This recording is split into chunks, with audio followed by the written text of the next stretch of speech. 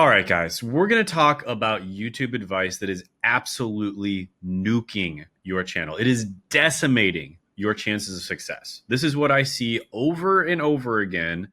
And this is the kind of advice that I was taking when I was getting these kind of results, right? Which is pretty much no results.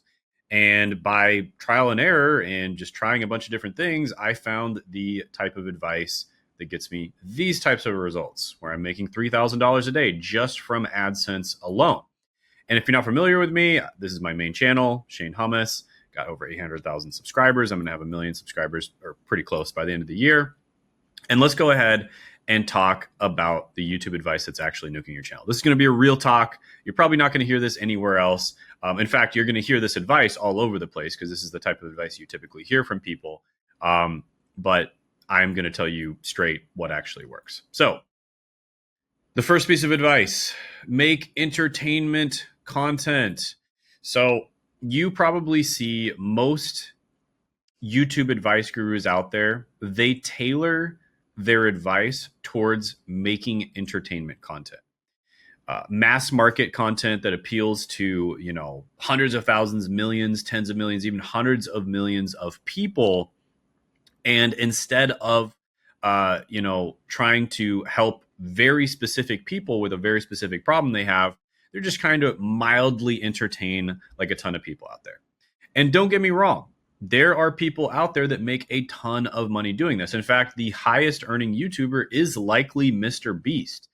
He likely makes hundreds of millions of dollars a year total if you count the equity in his companies from making entertainment content.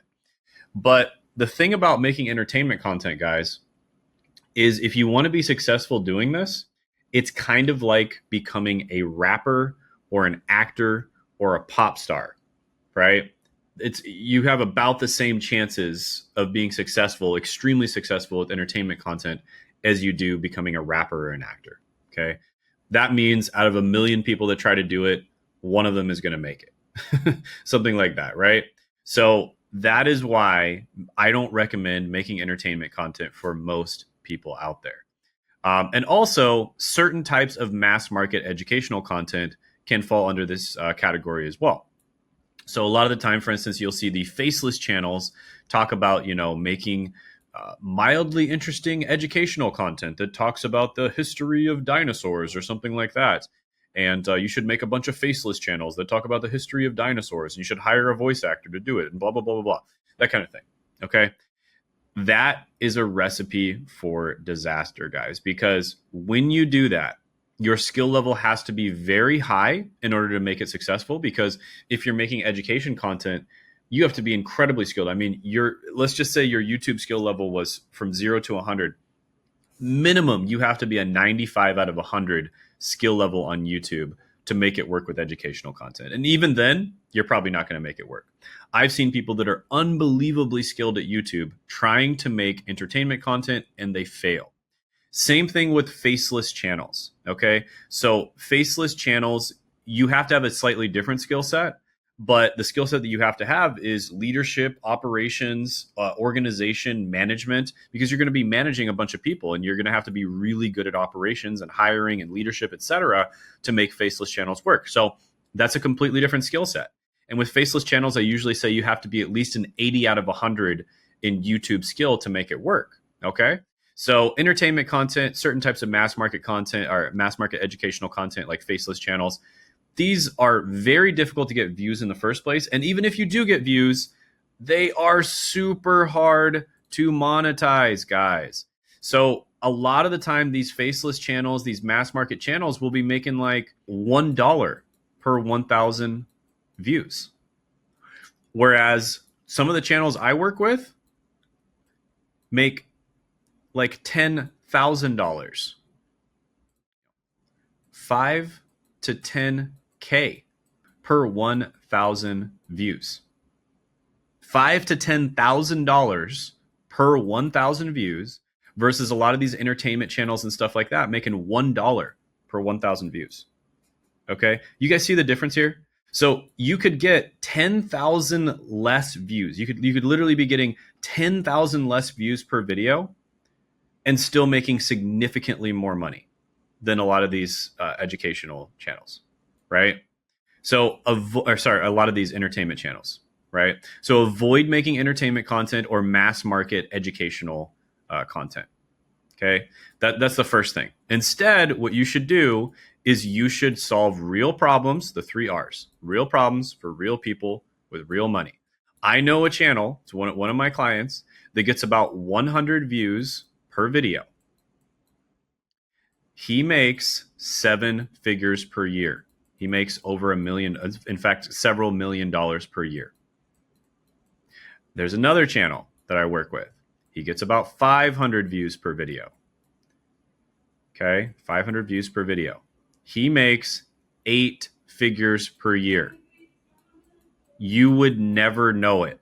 Now, the educational content, the reason why you have to be so good is because there's the mass market educational content or the entertainment content. The reason you have to be so good is because there's so much competition. Do you think these guys have competition? And no, of course, I'm not going to tell you what their niche is because I wouldn't do that to my clients. But do you think these guys have a lot of competition? No, nobody cares. Like they're like, oh, 500 views per video, you're a loser. Why are you even uploading to YouTube? 100 views per video, what's wrong with you? You're a loser. Why are you uploading to YouTube? Right? That's what people think when they see their channel. They have no idea how they're monetizing on the back end. Okay. And by the way, both of these channels make super basic content. I would say that their skill level is probably about 20 out of 100. Okay. 20 out of 100. That's all they have. It's a 20 out of 100 skill level, and they're making this much money. Okay. On YouTube. So it's all about the niche, guys. It's all about the niche that you target. Solve real problems for real people with real money. Both of these channels, their target demographic is business owners. Okay. One of them is a little bit more mass market, this one. The other one is mega, mega, mega niche. But their target demographic is business owners, people who actually have money. Okay. So solve real problems for real people with real money. That's my best advice to you if you want to make money on YouTube and if you want to do it easily. Number 2, biggest mistake that I see, buying followers. Do not buy followers. This is something we've all been tempted to do, guys. Okay? We've all been tempted to buy followers. Now, there's one caveat to this, which I will tell you here in a moment. But we've all been tempted to buy followers. There's gigs on Fiverr. There's websites out there that will give you followers. And it's so frustrating when you're first starting a channel and you have 0 followers, 0 subscribers. And, you're posting videos, you're getting maybe 100 views and you're getting like 1 subscriber from those 100 views. I know how unbelievably frustrating that can be. And it sucks because people come to your channel and you don't have any social proof, right? The amount of subscribers that you have is, actually affects how many people watch your videos. It really does, right? So, if someone clicks on the video and they see 100 subscribers, there's a very good chance that they're just going to click off because they're like, it's just monkey see, monkey do. And they think, oh, there's not a bunch of other people who think this guy has a good channel, so he probably doesn't have a good channel. It's social proof, right? And so it's really tempting to buy followers. Don't do it. It will wreck your channel. It will absolutely wreck your channel, especially if you buy fake ones. So these websites that sell the fake followers, Fiverr gigs that sell the fake followers, et cetera, it's all BS. Okay. I've tested a lot of these out on, external channels and stuff like that. And it's all BS, guys. They're always fake. Even if they say they're real, they're fake. Now, there's one exception to this. And this is something that some of my clients do. You can promote your YouTube videos. Okay. Now, you can promote them right in the YouTube tab, right? So if you go to the content tab, there's ways of promoting your YouTube videos. So you can do it in the content tab on YouTube. And this is kind of an easy way of doing it. You can also run ads using Google AdWords. Okay, Google AdWords. Okay. Now, I have tested this out with multiple clients, and I have found that if you don't mind the fact that it's going to cost you probably $1,000 or so, somewhere around there. And if you don't mind the fact that it likely will slow your growth down a little bit in the future, but it will speed your growth up at first, simply because of the fact that these followers are not going to be as engaged as most people, but they are real followers. They just won't be as engaged in many cases. If you don't mind those two things, I do think that this is actually a net positive. Okay, this is a net positive. Do you have to do it? No, you don't have to do it at all. You absolutely do not have to do it. But will it save you maybe a month, something like that, at the beginning of just having to grind and upload a bunch of videos? Yeah, it'll probably save you a little bit of time. Okay. So it's the promotions tab. So you basically go to content right here in YouTube Analytics, and then you go to promotions. Okay, this is the spot that you can do it right here. I have messed around with it. I've messed around with some of my clients, and it is a way to kind of get your channel off the ground floor. And it's especially good to do it right when you first start, just simply because of social proof. You can do it, get 1,000 subscribers, 3,000 subscribers, whatever you want to do right off the bat, just to give yourself a little bit more social proof, just so when people come to your channel, they don't see that you have 50 subscribers, right? So the promotional tab can be good. What you need to do is make sure you only promote to where your target demographic would be. So if your target demographic is first world English speaking countries, make sure you only promote to first world English speaking countries. Now, the promotion tab is the easiest way to do this. However, if you want to get a little more complicated, you can also run ads to your YouTube channel as well. That's a little complicated. It would take an entire video to explain how to do that. It's probably slightly better, not that much better. But this one, in my opinion, is actually worth it. And it is a net positive. However, it's probably going to cost you at least $1,000 to get to 1,000 subscribers, maybe even a little bit more than that. So if you're a business owner, if you're very busy, and you don't want to get through that kind of sandbox phase where you only have like 50 subscribers so people don't take you seriously, and you want to just get to the point where people do take you seriously when they watch your content because you have 1,000, 2,000, 3,000 subs, this can be worth it. So I do think this is a net positive, and it'll probably save you about a month. It will slow you down a little bit later on. And the reason for that is because the people that you attract using these methods usually are not going to be as dedicated subscribers as the people that you would organically attract. Okay, so it speeds things up at the beginning. It slows them down a little bit down the line. But I do think overall, it is a net positive, and it'll probably save you about a month. Okay. Another mistake, guys, posting only once a month. This is something I've seen so many of these gurus say. Terrible advice. Terrible advice if you are a beginner or if you have a small channel. Mr. Beast, for example, these gurus will point to Mr. Beast. Oh, look, Mr. Beast, he only posts once a month. Yeah, because he's already famous and he already knows the exact formats that work, right? He knows the formats that work. He knows his audience, right? He knows his audience like the back of his hand. He knows his style like the back of his hand. He knows everything about all of these things. It is predictable. He's gotten it to the point where it's absolutely predictable. Okay? 99% of YouTubers are not at this point. And I guarantee you that if his format stops working, he's going to start posting more because he's going to have to test out different formats to see what works. Okay? So what you need to do when you first start, and I cannot tell you how much this irritates me that YouTubers give this advice. This is terrible advice for newbies. Absolutely terrible advice. What you need to do is you need to post consistently when you're a small channel.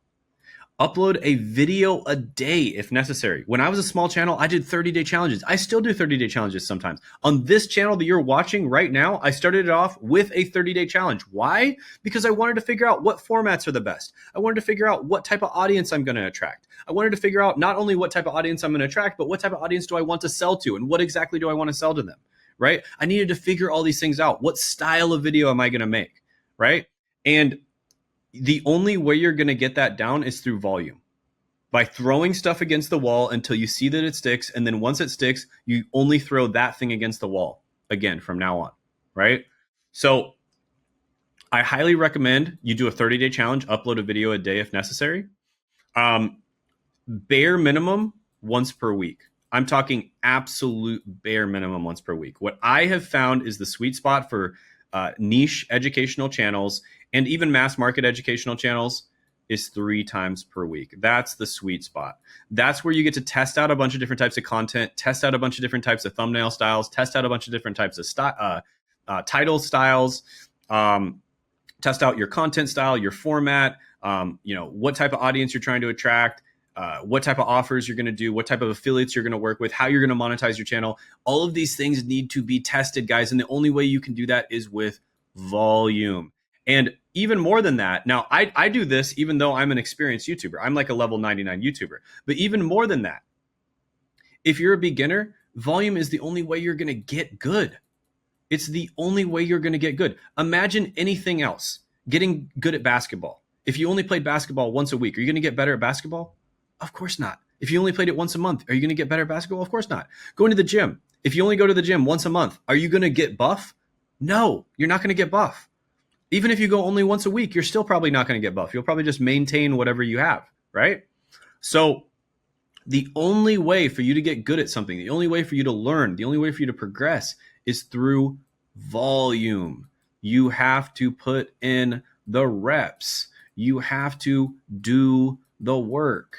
Okay. And this is how you get good, by forcing yourself to do the work. So you need to be uploading minimum once per week, but honestly, 3 times per week is ideal when you're a beginner. 3 times per week, guys. And if you use my systems, what I recommend, 3 times per week is an absolute breeze. You want to know how many videos I recorded the other day? 18. That's 1.5 months worth of content in one day. I recorded 18 videos in one day the other day. And that's because I have a system down for how to do this stuff effectively. So that means that I could have recorded an entire year's worth of content in 1 week if I want to. Okay, so don't tell me it's too much work. You just don't have a system down. And if you want to check out how to actually treat YouTube like a business and have a real system, book a call with me down below. Okay, so number 4, focusing on retention editing. This is a terrible idea if you're a newbie. Okay, so editing is probably like the 10th most important thing when it comes to YouTube. There's like so many other things that are so much more important. Your idea, for instance, your thumbnail, your title, your intro, you delivering actual value in your video, right? All of these things are so much more important than editing. Editing is so far down the list of importance. And if you focus heavily on editing or adding music, or making lots of jump cuts to keep ADHD people attracted to your video. First of all, you're probably going to attract people that don't have money, right? So it's going to be mass market content, so they're not going to have money, and they're probably not going to be that interested in your product, right? And on top of that, it's going to take you a ton of time, right? So don't focus heavily on editing or adding music unless you have someone else to do it for you. Now, if you have someone else to do it for you, even then, it might not be the best idea. But with that being said, it's acceptable if you have someone else to do it for you, right? And you can hire very affordable, really good editors from the Philippines for like $500 a month, right? Okay, so you can find some really good editors from the Philippines for like $500 per month. That's what I do. That's what I recommend my clients do. I even hire them for my clients, right? Now, the risk of making the video either unwatchable or even worse, spending too much time on it outweighs the small potential improvement. If your editing is amazing, that makes the video like 5% better, right? Like if I edited this video a lot, maybe it would be like 5% better. And I'd have a 5% higher average view duration.